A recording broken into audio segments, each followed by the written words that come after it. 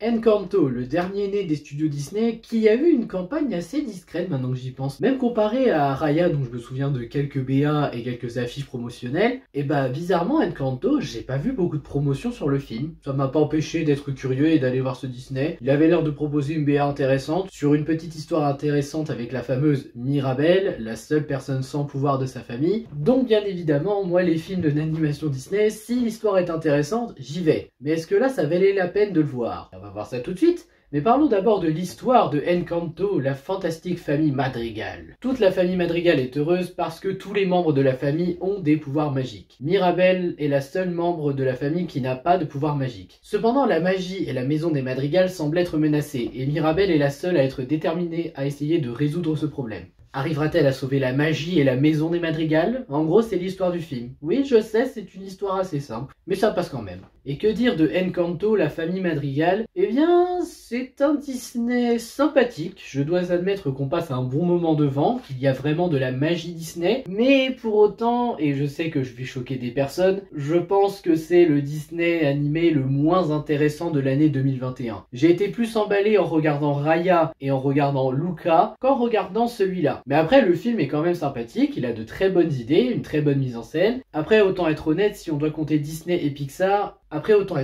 si on compte aussi Pixar, je trouve que Coco est une bien meilleure histoire, bien plus touchante sur la famille. Ça ne veut pas dire qu'Encanto est mauvais, au contraire, il est quand même un bon film. Mais il a aussi des défauts dont il faut parler. Et on va justement commencer par les défauts. Alors, pour commencer dans les défauts, je parlerai des pouvoirs magiques, parce que je suis désolé, faut qu'on en parle. Alors, tous les pouvoirs ont été vus dans la bande-annonce, hein, pratiquement il me semble. On a des pouvoirs très stylés, donc on a une qui peut créer des fleurs, voire contrôler les plantes. Il y en a une qui est super forte, il y en a une qui entend de très loin, limite c'est son ouïe qui a été accrue, hein, pas possible. On a la maman de Mirabel qui peut soigner grâce à des gâteaux qu'elle prépare. On a un des petits enfants qui peut se transformer en n'importe qui, mais il y a un pouvoir où je trouve quand même que la tante s'est fait arnaquer, c'est celle qui fait la pluie et le beau temps en fonction de son humeur. Je sais pas pourquoi, mais quand je vois les pouvoirs de toute la famille Madrigal, je me dis... Ça va, ils ont eu des pouvoirs quand même acceptables, intéressants. Mais alors elle, c'est la seule où je me dis, mais elle s'est fait avoir, elle. Alors elle, c'est simple, si elle est de mauvaise humeur, ça fait de la pluie. Si elle est de bonne humeur, ça fait du soleil. Je ne rigole absolument pas, c'est vraiment ça son pouvoir. Je sais que ça peut servir pour le village, pour le récolte et plein d'autres trucs, mais il faut quand même admettre que comparé aux autres membres de la famille Madrigal, son pouvoir est à chier comparé aux autres. Après c'est un détail, ce n'est pas dramatique, mais il faut quand même admettre que non. Quand tu vois ce pouvoir-là, tu te dis, c'est pas possible que ça soit ce pouvoir-là, alors que les autres membres, ils ont des pouvoirs assez beaux quand même dans l'ensemble. C'était la tante Peppa, voilà, je me souviens. Et bien la tante Peppa, malheureusement, c'est la seule qui n'a pas eu les bons pouvoirs magiques. Puisqu'on est dans les personnages, je voudrais parler du personnage d'Antonio, doublé par Noé Chabat. Alors, j'ai rien contre le personnage en lui-même, il est mignon, il est attachant avec Mirabel, il la soutient alors que toute la famille n'a pas l'air de la respecter parce qu'elle est sans pouvoir.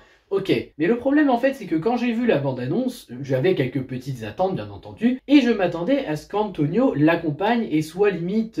disons que je m'attendais à ce qu'Antonio il ait un rôle plus important dans ce film. Surtout que dans la bande-annonce on montre bien qu'il peut aider Mirabel et qu'il veut aider Mirabel. Donc quand tu vois que dans le film on le voit très peu alors qu'il a un pouvoir qui pourrait être très utile, et bien malheureusement vous vous rendez compte que Antonio, vous ne le verrez pas beaucoup. C'est vraiment regrettable parce que Antonio est un personnage mignon, attachant, et je suis sûr que si Mirabel était parti en quête comme on le pensait à la base, qu'Antonio, il aurait eu son rôle à jouer dans cette histoire. Malheureusement ici, il n'a pas son rôle à jouer, mais il reste attachant dans les scènes où il va découvrir son pouvoir avec l'aide de Mirabel. Puis même la manière dont il se comporte avec Mirabel, c'est juste très touchant. C'est impossible de ne pas s'attacher à lui. Ça va me permettre de partir sur un autre critère en défaut. Quand j'ai vu la bande-annonce, je m'attendais à ce que Mirabel parte en voyage, qu'elle aille, je sais pas, explorer des temples, explorer des lieux pour retrouver la magie, trouver une solution. Et en fait, on se rend compte en regardant le film que tout tourne autour de la maison Madrigal. Elle explore quand même un peu, je ne dis pas le contraire, mais même si ça aurait fait comme Vaiana, je pense que ça aurait été plus intéressant de la voir partir en quête pour retrouver la magie, pour trouver une solution, là où sa famille n'a pas l'impression de donner envie de partir pour essayer de sauver la magie. Ça aurait pu être plus intéressant que ce qu'on a eu là. Après, Mirabel est quand même bien développé, mais par rapport aux attentes de la bande-annonce, même si c'est un détail, je pense que j'aurais préféré le coup du voyage. Alors question chanson, j'aurais deux reproches à faire. Déjà, ça s'enchaîne trop vite à certains moments. Je n'ai pas chronométré entre telle et telle chanson combien de temps s'écoule, mais j'ai vraiment eu l'impression à certains moments que certaines chansons s'enchaînaient trop vite, ce qui est un peu regrettable. Et sinon, l'autre défaut que je donnerais des chansons,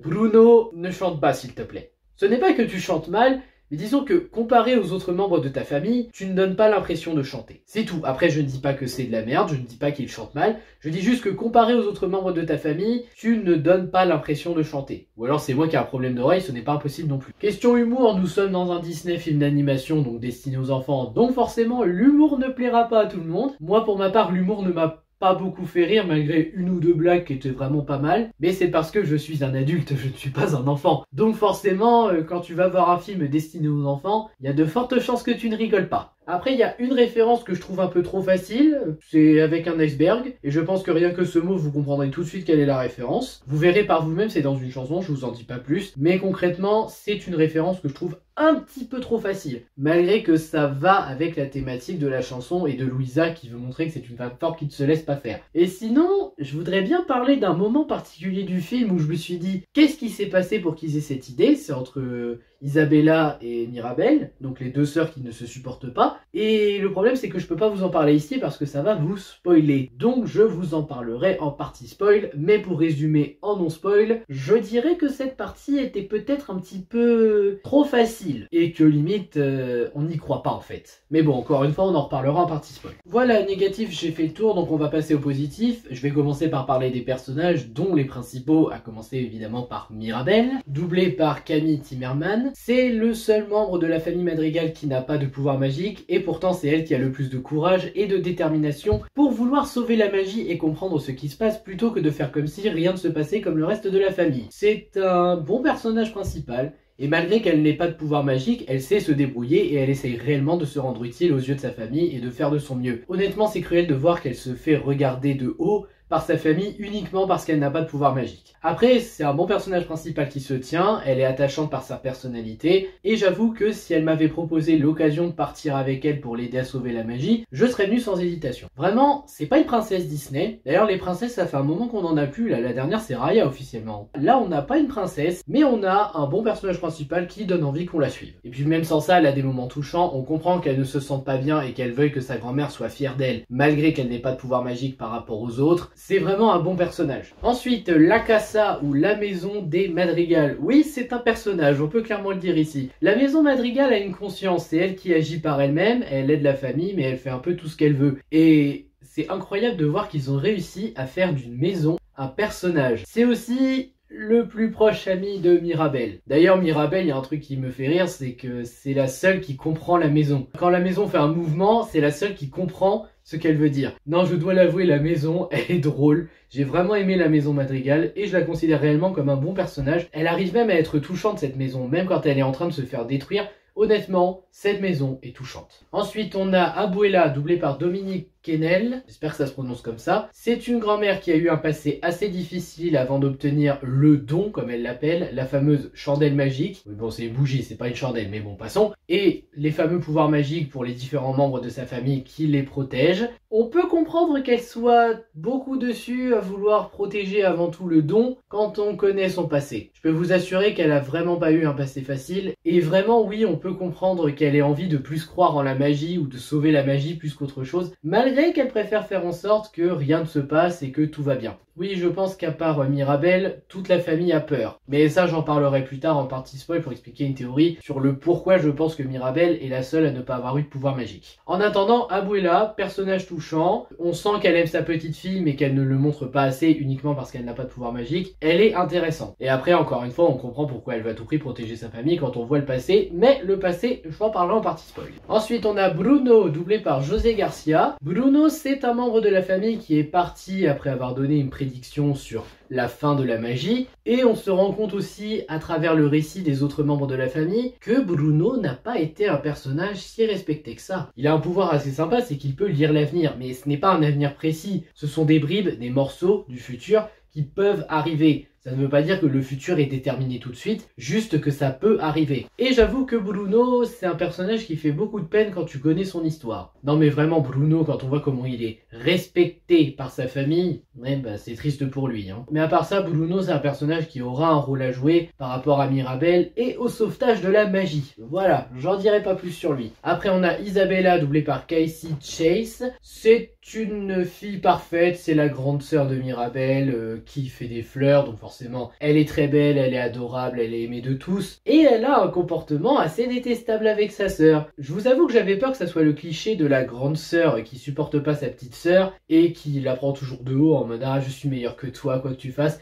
et au moment où Mirabel fait quelque chose de mieux, elle est en colère, elle essaie de la descendre ou autre. Mais en fait non, Isabella, plus t'apprends à la connaître, et plus on se rend compte qu'elle n'est pas si horrible que ça. Sinon, en dehors de ça, le fait qu'elle se prenne plus haut que tout le monde en mode « Ah, je suis belle, je suis parfaite avec mon pouvoir et tout », j'ai envie de dire que c'est un peu logique, parce que quand tu vois le pouvoir de créer des fleurs, et vu qu'elle se compare à une fleur, voilà, moi ça m'étonne pas. Bon après, je préfère Poison Ivy à elle, mais quand même, ça ne m'étonne pas. Donc dans la narration et dans le développement de Mirabel, et même son développement à elle, elle a quand même des choses intéressantes à raconter. Après, on a Louisa, doublée par Anaka, c'est l'autre grande sœur de Mirabel. Elle a un pouvoir de force intense, et elle se sert souvent de sa force à tel point qu'elle dépend un peu trop de sa force. Et c'est le seul développement intéressant qu'elle a, c'est qu'elle dépend un peu trop de sa force. Elle aime sa sœur Mirabel, ça se voit, même si elle ne lui parle pas beaucoup, mais on sent que sa force, c'est un peu tout ce qu'elle a, et que si elle perd sa force, elle sera complètement perdue. Après, pour le reste de la famille, il n'y a pas grand chose à dire, ils sont là, ils ont différentes personnalités, et ça fait qu'ils arrivent à se démarquer. J'aime beaucoup la mère doublée par Barbara Tissier, qui est très attachante avec Mirabel, probablement une des seules à montrer qu'elle croit en elle, malgré qu'elle n'ait pas de pouvoir magique. Et le père, il est maladroit, mais il est quand même sympa. Il est attachant en essayant d'aider sa fille comme il le peut, malgré qu'il n'ait pas de pouvoir. Alors évidemment ici, ce qui est le plus intéressant à suivre, ce sont surtout les relations entre les personnages, notamment entre Mirabel et sa abuela, sa grand-mère, qui est la relation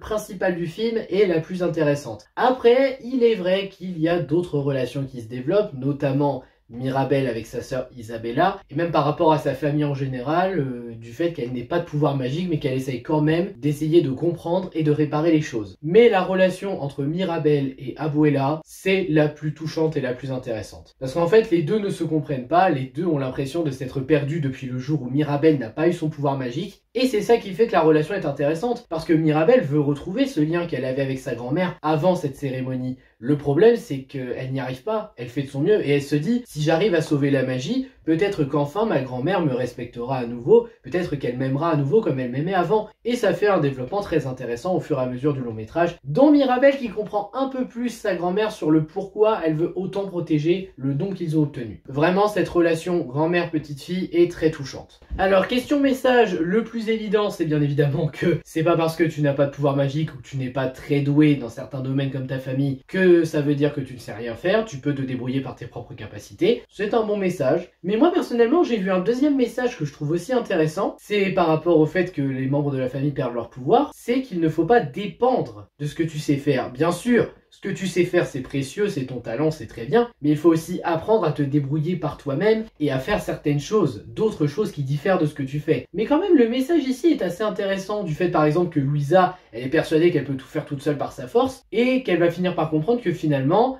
oui, tu peux avoir de la force, mais si un jour t'es sans force, tu dois pouvoir t'aider des autres. D'ailleurs, c'est un des problèmes de la famille Madrigal, c'est que c'est une famille, oui, mais on n'a pas l'impression qu'ils s'entraident en vérité. Ils ont chacun leurs capacités et ils dépendent de leurs capacités. Alors que justement, le message dit que si la famille s'entraidait, même sans avoir les capacités des autres, ça se complète. Et ça fait qu'on peut aussi accomplir de grandes choses. Non, vraiment, c'est un détail, mais je trouve que c'est aussi un bon message à retenir. Qui dit Disney Animation dit chansons. Et que dire sur ces chansons? Elles sont correctes. Dans l'ensemble, ce ne sont pas d'excellentes chansons. Il y a quelques chansons assez bien. J'ai bien aimé Ne parlons pas de Bruno. Je trouve que c'est une belle chanson. Mais ma préférée, c'est Sous les apparences. Enfin bref, dans la majorité, les chansons sont pas mal. Ça va avec le film. Ce ne sont pas les chansons les plus marquantes de Disney qui te donneront envie forcément de les réécouter en dehors du long métrage, mais ce sont quand même des bonnes chansons dans l'ensemble. L'intrigue par rapport à qu'est-ce qui fait disparaître la magie est assez intéressant, y compris par rapport à Mirabel et à tout ce qui se passe, parce qu'en fait, plus on a d'indices là-dessus, plus on se demande qu'est-ce qui va détruire la magie et qu'est-ce qui va sauver la magie de la maison des Madrigal et même de la famille Madrigal. Et j'avoue que de ce côté-là, l'intrigue est assez bien gérée, parce que chaque fois qu'on a un indice, on continue de se poser la question, pourquoi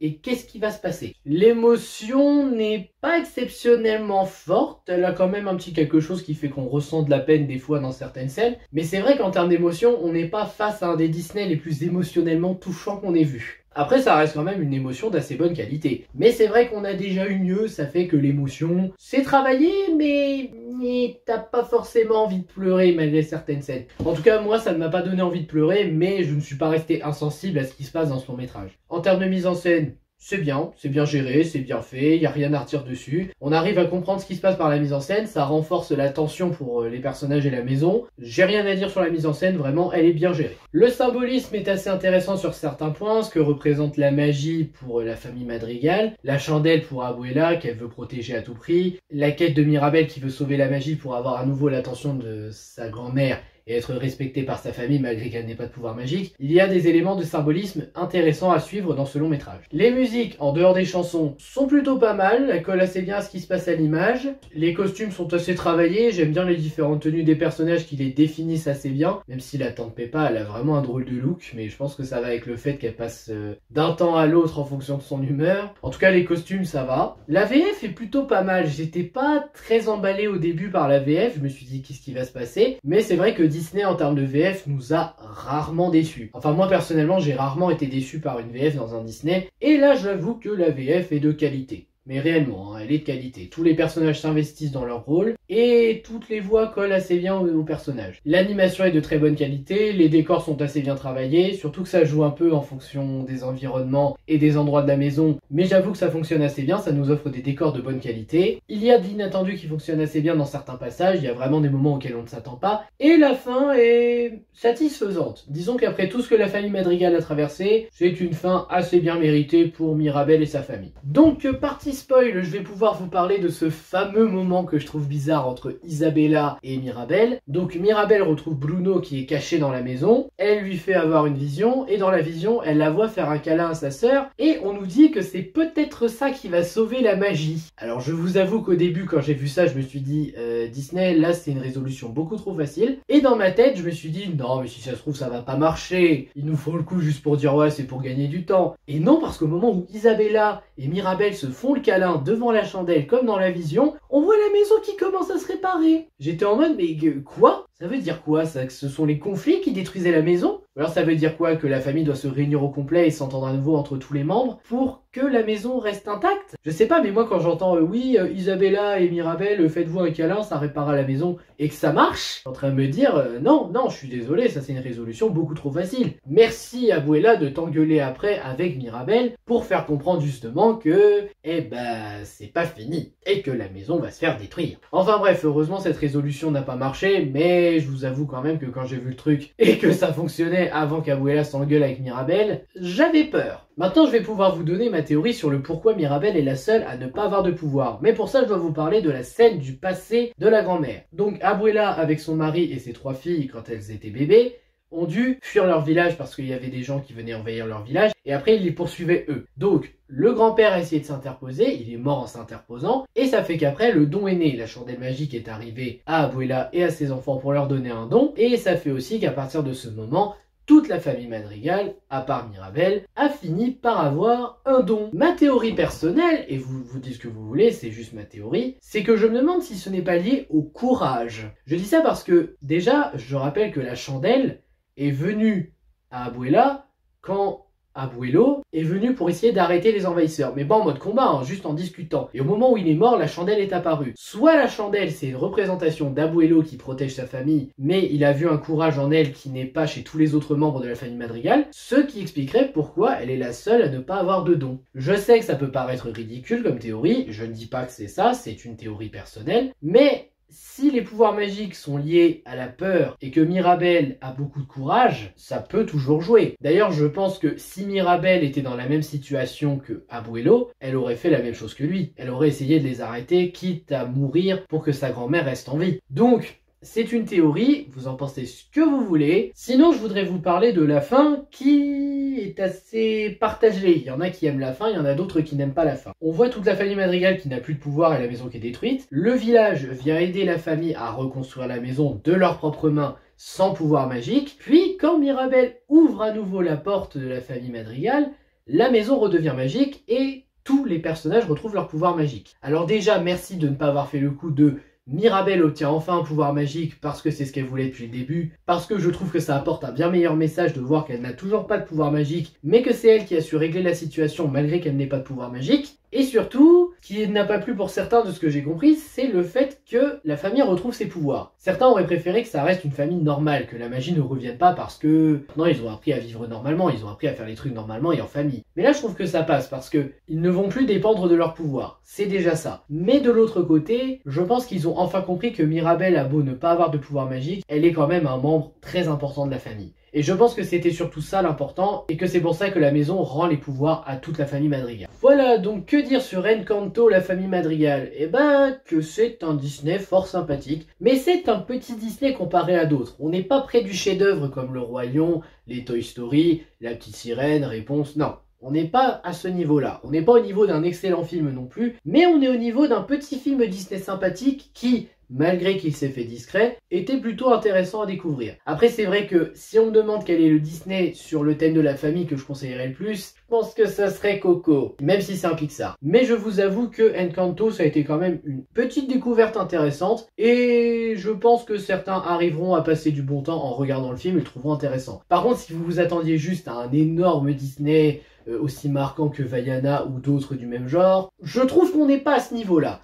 Et encore une fois, de l'année 2021, entre lui, Raya et Luca, si on compte Pixar, je pense qu'Encanto, il est 3e du podium, malheureusement. Mais après, peut-être que les enfants seront mieux envoûtés par Encanto que par Raya, parce que Encanto a plus de codes Disney comme on le connaît. Mais personnellement, j'ai apprécié ma séance, et même si c'était le Disney le moins intéressant de cette année en animation, ce qui ne veut pas dire qu'il est mauvais, au contraire, c'est un bon film sympathique, je le redis, j'ai quand même passé un bon moment. Et je pense que je le reverrai avec un petit plaisir. Voilà, c'était mon avis sur Encanto, la famille Madrigal. J'espère que ça vous aura intéressé, n'hésitez pas à liker, à partager, à vous abonner, et à me donner votre avis sur le film dans les commentaires si vous l'avez vu. Et je vous dis à bientôt pour une prochaine vidéo. Ciao!